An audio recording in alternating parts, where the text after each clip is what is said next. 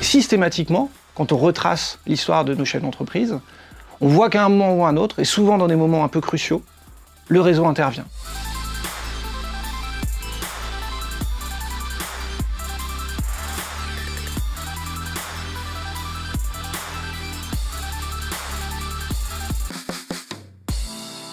Les réseaux jouent un rôle d'adhérence, en quelque sorte, des chefs d'entreprise sur leur territoire. J'ai été 25 ans salarié. Je ne connaissais pas le monde de l'artisanat.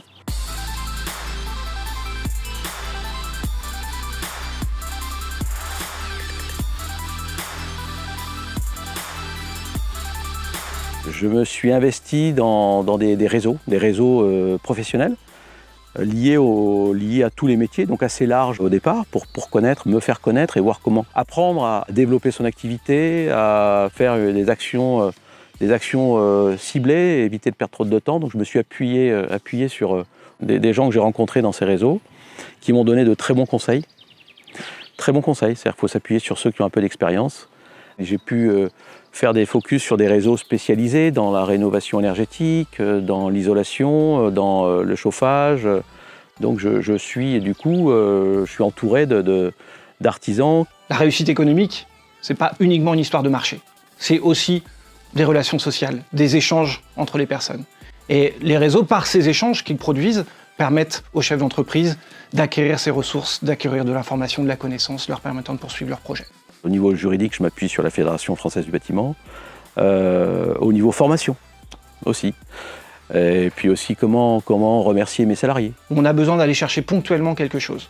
Et on s'aperçoit que, y compris dans les petites villes, dans les villes moyennes, on peut accéder grâce à ces réseaux à des ressources rares, à des ressources spécifiques qui ne sont pas nécessairement disponibles sur le territoire.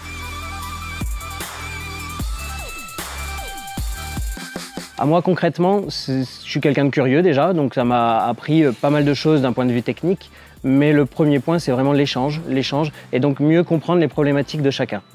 Mieux comprendre, et je les percevais pas bien, mieux comprendre les problématiques des entreprises, les prix, la difficulté de trouver du travail, la difficulté de répondre à des marchés publics. Deuxième point, façon d'exprimer sa solidarité.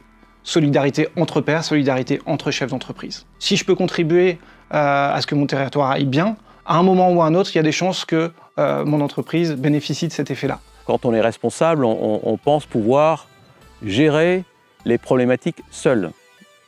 À éviter, il faut partager et ne pas attendre qu'on soit vraiment au pied du mur pour en parler. L'isolement est un des plus grands facteurs d'échec. 45% des jeunes chefs d'entreprise se disent souffrir de l'isolement. Alors évidemment, pour échapper à cet isolement, il y a la famille, il y a les amis, et ça compte, toujours au début. Mais à un moment, dans l'histoire de l'entreprise, ça devient insuffisant. Il faut aller se tourner vers d'autres types de réseaux pour récupérer de la ressource, pour progresser, pour se développer. Je pense à un couvreur qui m'a bien aidé. Alors je ne fais pas de couverture du tout, mais il m'a bien aidé dans des choix techniques et des choix administratifs également.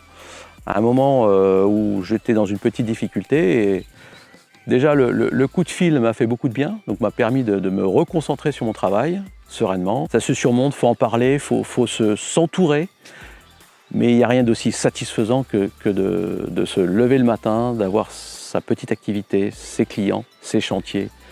Et gérer, bien sûr, il faut gérer. Ça demande de la gestion, mais le retour est énorme.